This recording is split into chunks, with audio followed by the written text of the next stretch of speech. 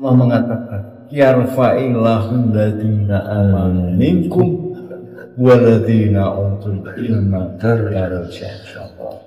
Jadi ayatnya bukan utun nasab, tapi utul ilma darajat. Oleh sebab itu Rasulullah ketika ditanya oleh para sahabat, ya Rasulullah, ajarkan aku tentang ilmu nasab. Gusti Kanjeng Rasul itu cuman melengos. Untuk apa itu tidak berguna? Karena apa?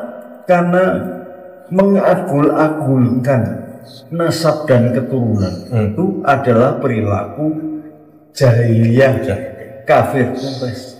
Nah kalau sekarang masih tetap aja ada sekelompok orang emigran Arab yang berpaham politik PKI atau komunis. Jadi seluruh Arab itu ideologinya adalah komunis. Jadi maka saya katakan FPI, HTI itu PKI Arab. Apalagi orang yang berasal dari Yaman yang sudah mencoba dari awal menghancurkan Ka'bah kita sebagai lambang kiblat suci kita, melewati sejarah yang sangat tercatat penghancuran Ka'bah oleh Raja Abraha yang kemudian turunlah surat Fil. Yang kedua, bangsa Yaman ini, PKI Arab ini embrio komunis dan ternyata adalah keturunan Yahudi KW2 adalah orang yang membuat Ka'bah palsu.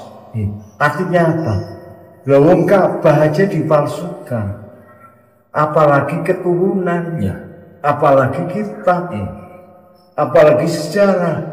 Dia akan memalsukan segalanya. Sampai kemudian Dono Kasino kalau kita masih ingat menunjukkan barang dengan harga yang murah, dijamin tidak luntur. Orang beli, setelah beli protes, loh kok luntur? Kalau bahasa Arab itu luntur tidak dijamin, bukan dijamin tidak luntur. Nah ini kan kacau. Kalau kita kemudian menjadikan orang bohong, orang yang munafik, tukang tipu, sering mendolimi dan meninggikan nasab menjadi bagian dari syiar keagamaan kita. Kita membiarkan, kita berhusnudon setelah terbukti bahwa itu tidak benar.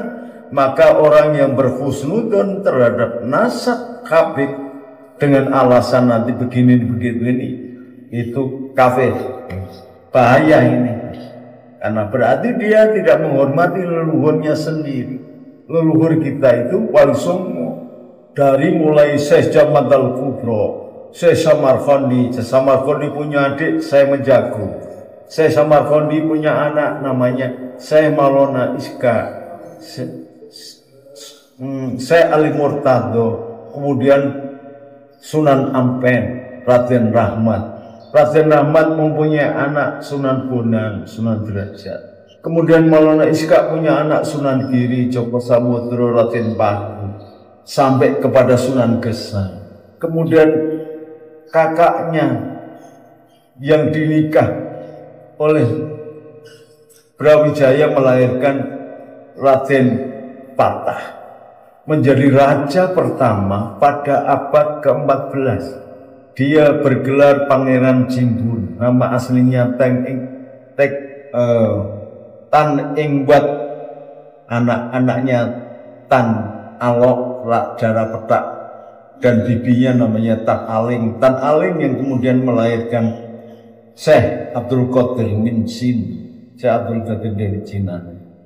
Kalau ini kita tidak hargai, lalu kemudian lebih menghargai nasab-nasab bodong yang tidak, atau malah Ki Imat itu mengatakan mustahil, bukan hanya sekedar mengkutek, mustahil penyambung ke Rasulullah.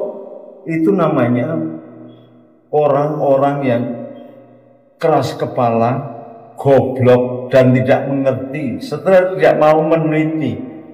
Kalau mau meneliti masih untung. Kalau tidak bisa meneliti karena tidak ngerti sistematikanya, adopsi dong ahli-ahli, ulama-ulama muda yang sudah kangelan meneliti kebenaran nasab itu. Jangan kemudian membiarkan sendiri. Itu benar, itu yang dikatakan adik-adik LSI itu. Soal KB Kisah Mahfud aja memelopori Pasul Masail, akhirnya beliau menjadi Rois Am PBN. Soal bank diadakan Pasul Masail, Forecast SDSB dulu. SDSB, forecast, macam-macam persoalan. Ini menunjukkan kepedulian PBNU sesuai dengan namanya Nahdlatul Ulama, kebangkitan ulama. Lah kalau kemudian sudah menjadi Rois, Kang Ahyar itu menjadi Rois PBNU, tapi menutup kemungkinan untuk melakukan penelitian, untuk mencari kebenaran sesuatu hal, dan itu menyinggung kemaslahatan orang banyak, bahkan bangsa dan negara, mengganggu kehormatan bangsa ini. Kang Ahyar harusnya istighfar sebagai seorang ulama yang menjadi Rois Am PBN.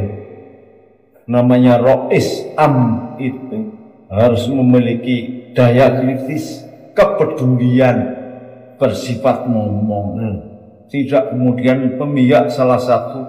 Barangkali Kang Ahyar ini punya mantu atau punya kenalan atau punya sahabat Pak Alawi, ya monggo. Tetapi masalah hukum ini harus dijelaskan kebenarannya, jangan dibiarkan boyak-bayik tidak akhir. Berbahaya ketika Kang Ahyar nanti meninggal, siapa yang bertanggung jawab?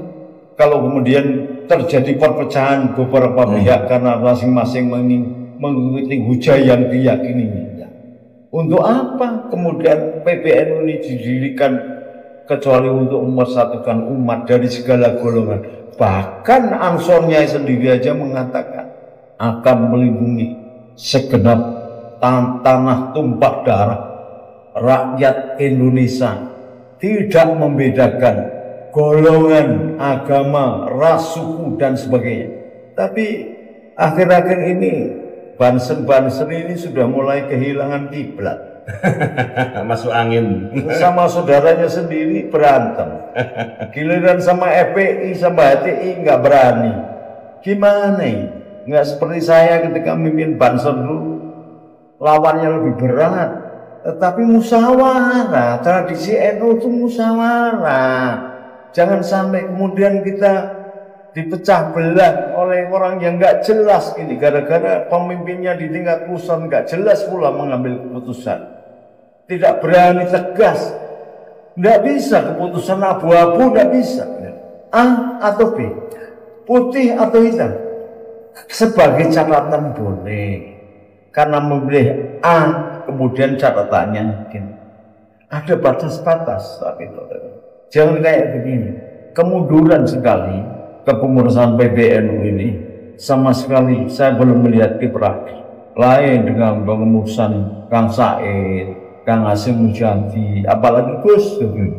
Apalagi kalau dibandingkan dengan Idham Khalid, Kiai Sepuh yang luar biasa itu. Marilah, udahlah yang sudah-sudah. Allah itu dengan mudah memberi maaf. Wasari'u ila mafirati mirabbikum wajannah. Ya, jadi rekan-rekan saya yang sekarang kebetulan mau pegang jabatan di BPN, udah tua kita ini, sebentar lagi mati. Cobalah seperti sajaknya Khairul Anam, berbuat sesuatu yang berarti, setelah itu baru mati. Ya. Assalamualaikum warahmatullahi wabarakatuh. Waalaikumsalam warahmatullahi wabarakatuh. Oke ya sahabat-sahabat, tentu ya apa yang disampaikan oleh beliau itu tak semuanya harus kita iakan ya kan, karena ada yang beliau sampaikan itu saya kira masih butuh diteliti, butuh dikaji, bahkan ada yang saya dengar tadi ya masih ya sebatas asumsi beliau lah ya, tapi sebagian besar lah yang disampaikan beliau itu ya benar gitu. bahwa misalnya cara-cara HTI, cara-cara FPI gitu ya, yang sebagian besar itu terdiri dari kalangan para habaib ini, seperti ya pola-polanya itu mirip dengan pola-pola yang dilakukan oleh PKI gitu ya. Tapi bukan berarti kemudian FPI, HTI itu PKI gitu, tapi pola-polanya itu mirip, gitu aja yang disampaikan oleh beliau. Begitu juga pendapat beliau terkait dengan PBNU misalnya, ya tak sepenuhnya juga kita iakan gitu ya. Itu kan penilaian beliau ya terhadap PBNU, dan itu sah-sah saja. Ada yang kita tidak setujui, ya nggak apa-apa gitu, karena itu kan pendapatnya. Tapi saya kira kritik beliau ini tentu bukan karena benci ya, bukan karena beliau benci kepada PBNU, bukan. Tapi justru sebaliknya, ini adalah salah satu cara beliau untuk memperbaiki gitu ya, saling mengintrospeksi ya, saling mengoreksi di antara sesama tokoh Nahdlatul Ulama ya. Pendapat beliau itu ya harus kita pahami sebagai bentuk dari kegeraman beliau lah, yang memang selama ini mungkin beliau melihat PBNU itu kurang sigap dalam menyikapi persoalan-persoalan yang dihadapi warga Nahdliyin. PBNU di bawah kepemimpinan Gus Yahya memang kalau kita lihat cenderung lebih banyak mengurusi hal-hal yang sifatnya formalitas gitu ya, lebih banyak mengurusi hal-hal yang bersifat administratif, jauh berbeda dengan masanya kepemimpinan Ki Said misalnya, atau pengurus-pengurus NU yang lain itu banyak sekali bersentuhan dengan warga Nahdliyin ya. Tapi kali ini justru banyak kontroversi yang dibuat oleh PBNU ya. Salah satu yang cukup kontroversial kan belakangan ini masalah tambang gitu ya. Tapi kita bersyukur ya ada tokoh-tokoh kita yang masih vokal seperti Gus Nuril ini, karena ini tentu sangat dibutuhkan oleh Nahdlatul Ulama ya, terutama oleh PBNU. Kenapa? Karena kalau sudah tidak ada yang berani mengoreksi gitu ya, kan susah, repot jadinya itu. Makanya ketika kemarin muncul statement juga dari Kiai Asep itu, saya sangat bersyukur gitu.